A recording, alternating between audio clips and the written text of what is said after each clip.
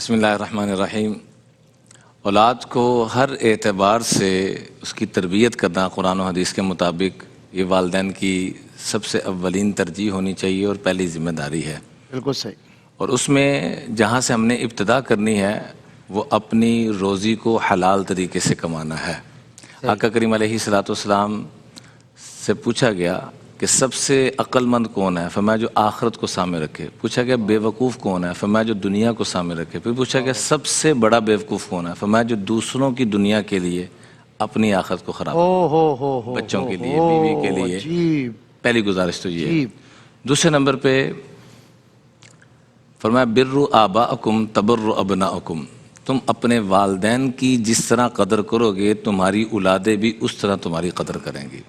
اگر تم اپنے والدین کے قدردان نہیں ہو، حضرت ابراہیم علیہ الصلوۃ والسلام اپنے والد باوجود کہ آپس میں جو مکالمہ ہوا وہ بھی قرآن پاک میں موجود ہے کہ 4 مرتبہ یا ابتی محبت کی انتہا کے لیے بولا جاتا ہے، یا ابتی لم تعبد ما لا يسمع ولا يبصر ولا يغني عنك شيئا یا ابتی لا تعبد الشیطان یا ابتی انی اخاف ان یمسک۔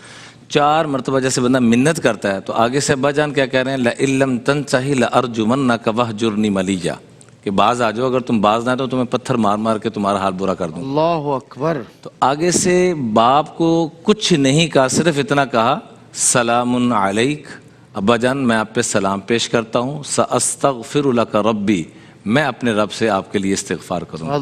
انہوں نے اپنے والد کا یہ رتبہ، اپنے بڑوں کو یہ مقام دیا۔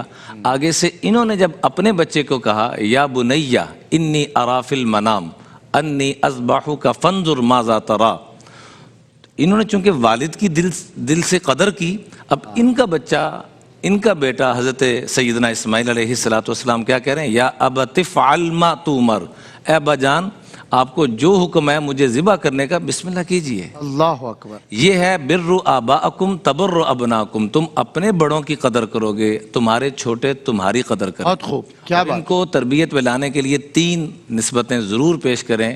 ادبوا اولادکم 3 خصال، بالکل میں صحیح۔ 3 نسبتیں بچوں کو دے دو، یہ تمہاری آنکھوں کی ٹھنڈک کا سامان بن جائیں گی۔ حب نبیکم وحب اہل بیتہ وتلاوت القرآن، حضور کی محبت، حضور علیہ الصلوۃ والسلام کے گھرانے کی محبت، اور قرآن کی تعلیم کے ساتھ ان کو جوڑ دو۔